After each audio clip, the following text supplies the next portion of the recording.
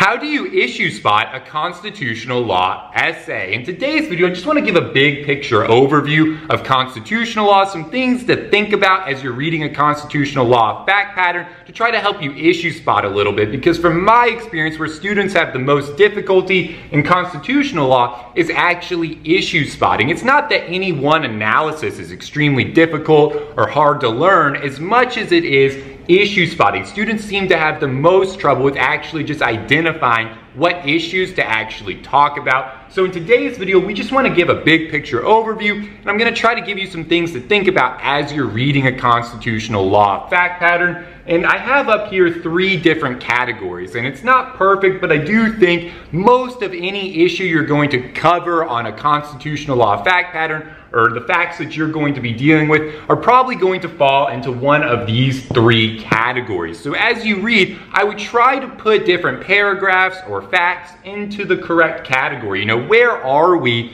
in our constitutional law analysis, big picture wise, okay? But we can just jump into it and start with this first one, this idea of the power of the Fed. So anytime on a constitutional law fact pattern that you see Congress, a federal court, or the president taking any type of action, you always want to ask the question, does this either federal court, does this blank, right? Does this federal court, does Congress, or does the president have the power to take this action? Because if they don't have the power to take this action and they're doing it, well, that's a constitutional violation. That's going to be called unconstitutional. So the first thing that we're thinking about, though, and you can remember this easily as the 3 branches of government, right? Separation of powers, 3 branches of government. We have the judiciary, we have the legislature, and the executive branch, right? The federal court system, Congress, and the president. This is what we're looking for on a constitutional law fact pattern. Any of these things are taking action, you have to ask yourself, where are they getting the power to take this action from the Constitution, okay? So with a federal court, if we have a federal court deciding a case, the first thing you always want to ask in your head is, do we have an 11th Amendment issue? Remember, the 11th Amendment state sovereign immunity clause, or a sovereign immunity clause, right, is going to prevent certain types of actions from being brought against government agencies or government agents, right? There primarily we're dealing with when one citizen in one state is suing the government in another state, or we have a citizen suing a state official for a violation of state law in federal court. The 11th Amendment is generally going to bar those types of claims. Now, there's some exceptions to that, and we'll talk about that when we get into our discussion of the 11th Amendment. I think that'll be our next video in the series. But just recognize there, is the defendant a government agent or a government, right? Because if so, we might have an 11th Amendment issue, right? And that claim may be barred. The court may not have the power to take that action, to hear this case, right? And then we have this idea of justiciability.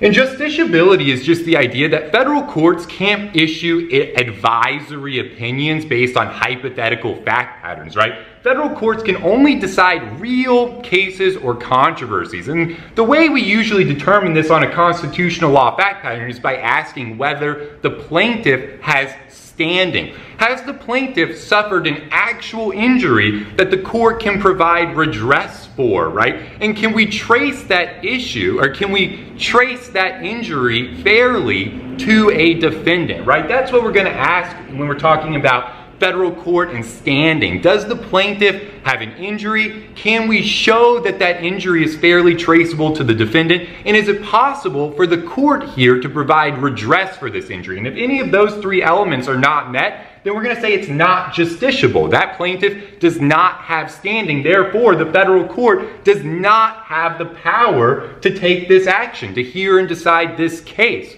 right? Because we want federal courts to avoid issuing advisory opinions based on hypothetical fact patterns. That's not what the Constitution gives the federal court power to do. Federal courts can only decide justiciable issues. So when you see a federal court deciding a case, just ask yourself, do we have an 11th Amendment issue? And is this a justiciable issue, right? And those are going to be your 2 main things we want to think about issue-wise for determining whether the federal court has the power to take certain actions.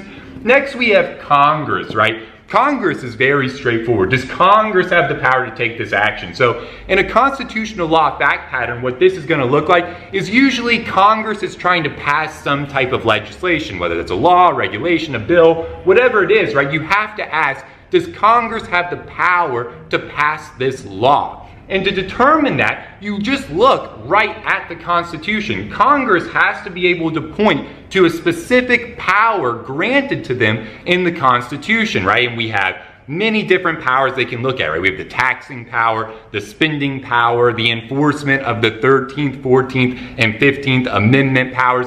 But the big one that Congress gets is the commerce power, right? Remember, Congress has the power to regulate interstate and foreign commerce. In today's globalized economy, almost everything affects interstate commerce at some level. Now, there's some limitations on that, and we'll talk about the limitations of the commerce power when we get to that video. But the main thing to recognize here is Congress can regulate interstate commerce. So if they can make a law that somehow is regulating interstate commerce almost in any way, right, then that is going to pass constitutional muster. That is, they're going to have the power to take that action.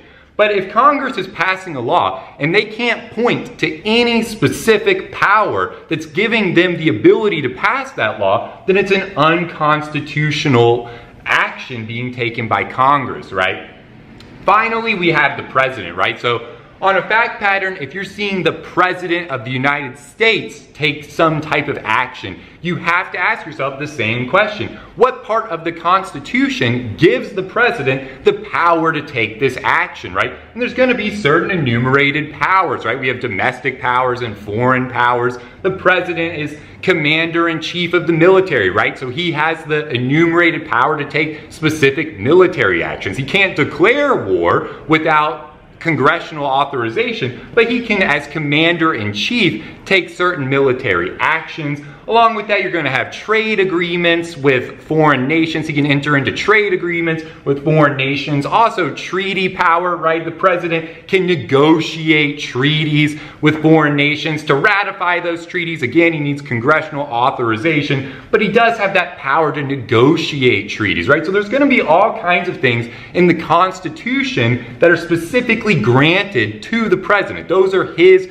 powers under the Constitution. Now, if you see the president taking an action that's not specifically granted in the Constitution, we'll talk about those more when we get to that video, you're going to want to ask Youngstown, right? When you're trying to determine whether the president's action are within the scope of his constitutional authority, you're going to want to think about Youngstown. And remember this landmark case. Basically, we had the Korean War. Steel workers in the United States go on strike, so President Truman tries to take control of the production of certain steel mills. It goes to court. The Youngstown court says you can't do that, President. And what it comes down to is this idea of congressional authorization. So if you see a situation where the president is taking action and you're not sure whether it's an enumerated power or not, or where he's getting the authority, you'll just apply Youngstown and ask, does the president have the authorization of Congress? Is Congress silent on the issue, or is Congress explicitly telling the president not to do this?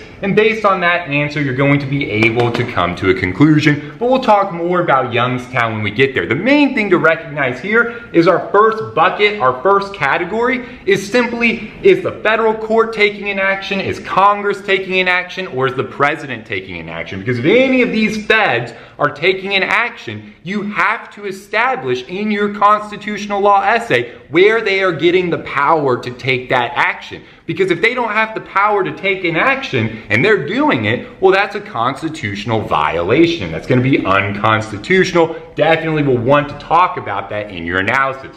The next bucket that we have is this idea of federalism.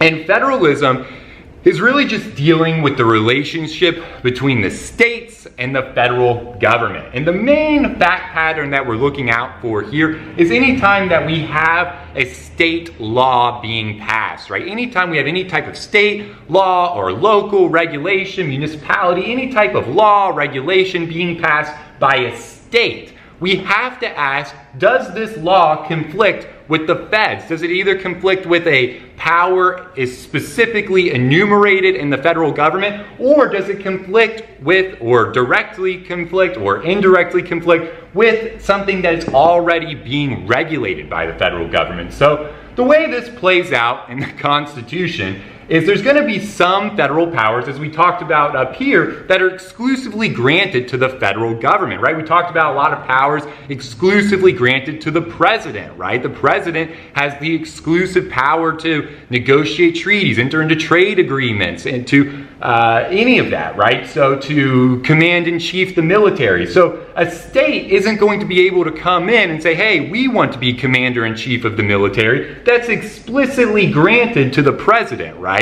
So the state governments can't pass laws to, direct military actions. It's not going to work. That's exclusively a federal power. Now, the way that plays out, though, is that we also have to balance this, the 10th Amendment. So when the drafters wrote the Constitution, right, they granted all kinds of things to the federal government. They said, Congress, you get the taxing power and the spending power, and president, you get to be commander-in-chief, and federal courts, you get the Supreme Court, and this and that and that. And so they gave all these powers out to the federal government. And then they said, you know what, we think we covered everything that should be given to the federal government, so if there's anything left over, the states get to regulate those areas. This is called the 10th Amendment, right? The 10th Amendment is the reserved powers. Anything basically not covered and given to the federal government then gets to go to the states. So this is why, if you've ever been driving across state highways, if you're in Texas and you're driving to Louisiana, what happens oftentimes, right? I don't know if this is actually true, but let's just say you're driving from Texas to Louisiana. In Texas, the speed limit is 75. You cross that state line into Louisiana, and the speed limit drops to 65. Well, that can happen because of the 10th Amendment. Nowhere in the Constitution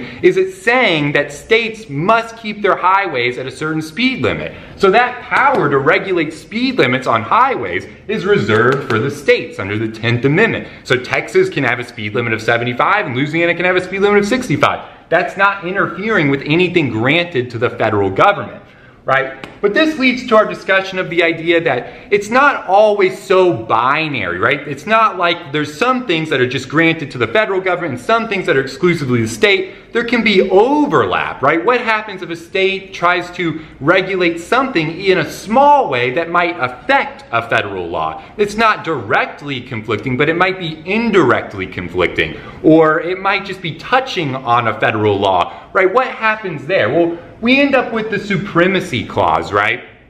Which basically makes this very easy for us. The Supremacy Clause says that the federal law is the supreme law of the land. So any direct conflicts with federal law or any indirect conflicts with federal law is going to preempt that state law. A direct conflict would mean that it's impossible to comply with both the federal and state law at the same time. An indirect conflict would be where a state law is creating an obstacle that's really frustrating the purpose of the federal law. So the way I like to sometimes draw this to visualize it is anytime that a state is going to go make laws, you should imagine it's like a minefield of federal law that they have to avoid. Imagine that all of these little boxes I'm drawing are areas that are governed by federal law, right? All of these are federal law areas. Think about the federal aviation laws, federal this law, federal that law, right? There's all these federal laws. Well, if the states are going to come in and try to make their laws,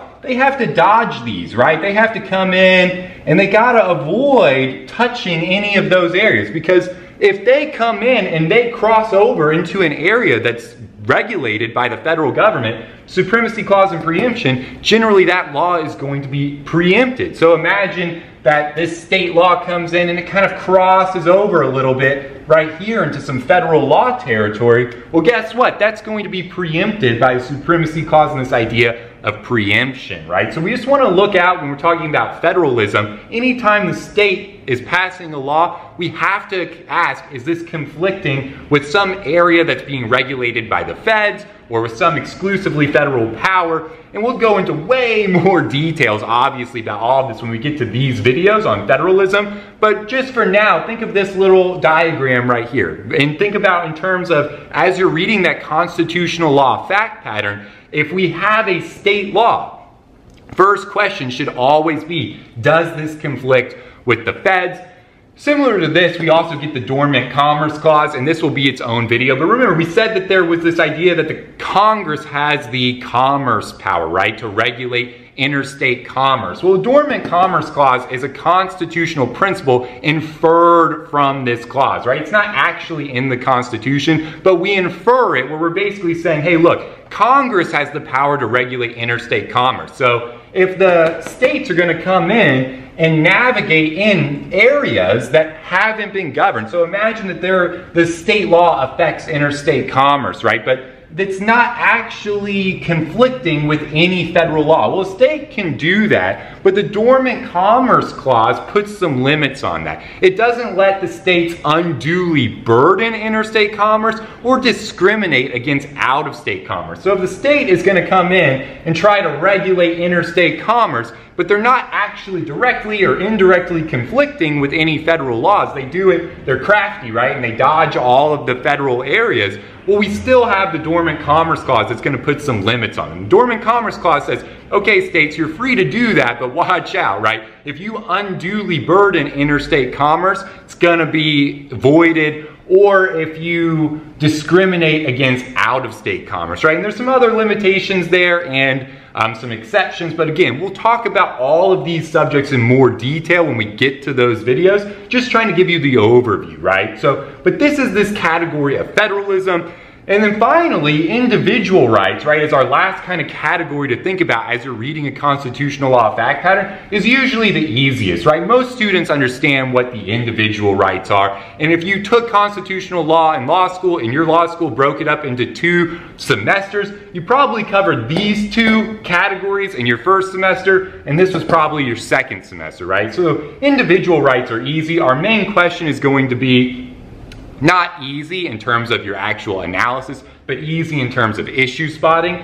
Your big question is obviously going to be anytime that you have a government regulation, right? Government, whether it's state or federal, is passing some sort of law, you have to ask the question as to whether that law infringes on an individual's constitutional rights. And there's a lot there, but the big 3 are going to be due process, equal protection, and free speech, 14th, 5th, and First Amendment, right? And just to briefly overview these, I guess, due process can be broken up into procedural and substantive. Procedural due process is just the idea that the government can't take your life, liberty, or property without due process. And if you were watching all of our series on criminal procedure that we just wrapped up, that is where all of that is coming from. You know, your right to a trial and this and that. This is why the police can't just arrest you on the side of the street for no reason and throw you in jail, right? We have procedures. Due process guarantees you rights before the government can take your life, liberty, or property. That's procedural due process. Substantive due process is the idea that there's some rights that are so deeply rooted in our nation's tradition and history, we consider them to be fundamental. And if the government is going to pass regulations that infringe on those fundamental rights, we're going to say generally that's going to be unconstitutional. Now we'll get into the discussion of the difference in standards of review between rational basis and strict scrutiny when we get there. But for now, just recognize that you have some fundamental rights. The things like the right to vote, the right to interstate travel, the right to privacy, which includes all kinds of stuff. Right? We say that these rights are so deeply rooted in our nation's history and tradition that they're fundamental. And if the government is going to infringe on those fundamental rights, generally it's unconstitutional unless they can pass a strict scrutiny standard of review, which we'll see is very difficult, but we'll talk about that when we get to there. Right, then we have this idea of the Equal Protection Clause, right? 14th Amendment equal protection basically just requires that if the government is going to treat people differently based on certain classifications with a law, it's generally going to be unconstitutional, right? The government can't pass laws that treat certain classes, certain classifications of individuals differently. And the major classifications we're thinking about are race, ethnicity, it could be national origin, it could be gender, right? We'll find that there's actually a finite number there of classifications that are going to be protected under this 14th Amendment Equal Protection Clause. Although there's going to be tons of state law and federal law that protect other classifications, we're not dealing with that in a constitutional law analysis. Constitutional law, it's really race, national origin, alienage, but we'll talk about all the classifications. But the idea here is if a government is passing a law that treats different classifications of people unequally, right, equal protection clause, that could be a constitutional violation. And finally, we get First Amendment free speech, which honestly is such a massive topic. It's almost impossible just to overview, but obviously here, you know, this will probably be its own 2 or 3 part video series to talk about free speech. But the idea here is, right, we want to encourage public discourse, especially relating to political matters. We want people to be free to go out there and criticize their government, right? That's the whole point of the First Amendment. So as long as you're not doing anything that's unprotected, you know, things like obscenity or fighting words or threats, and we'll talk about all the different things that are unprotected, but as long as you're engaged in a protected speech, right, we generally want you to have the right to get out there and give that speech, to go out there and express yourself, right? Because back in the old days, you know, you think about it back with King George or whatever, you go out when you're being ruled by a king, not usually going to be able to say negative things about that king and have good things happen to you. So the whole point from the drafters with the First Amendment is to encourage public discourse. But we'll get there, guys. The main idea with this video, and I hope this was helpful, is just to try to give you some things to think about as you're reading a constitutional law fact pattern, right? Try to put the facts, and normally it'll really be the paragraphs, right? Put each paragraph of the fact pattern into its appropriate bucket. Is this dealing with, do we have a Fed taking a specific action? You know, are we trying to figure out where that action, the power to take that action comes from? Or do we have an issue with a conflict between state and federal law? That could be federalism, right? You know, do we have a state law being passed? Is it conflicting? You know, we're thinking about the relationship between state and federal government. And then finally, individual rights is usually pretty easy to see. Do we have some sort of, you know, 5th, 14th, First Amendment, you know, and there's some other ones. We'll talk about other other individual right protections, but just try as you're reading and issue spotting to think about the big picture, right? Because I know with constitutional law, that's often the hard part. Again, though, I'll wrap it up here, guys. I know you got a lot going on. So if you found this helpful, let me know down in the comments, and I can do kind of overview videos like this for other subjects, but I really wanted to do this for constitutional law because I think issue spotting is so troubling for most students in a constitutional law analysis. But with that, guys, I'm excited to jump into this with you. I think in our first video, we'll get right into this first category, talk about power of the federal court, 11th Amendment, and justiciability. I'm excited to jump into it with you guys. But until then, I wish you all the absolute best, and I'll see you at our next video.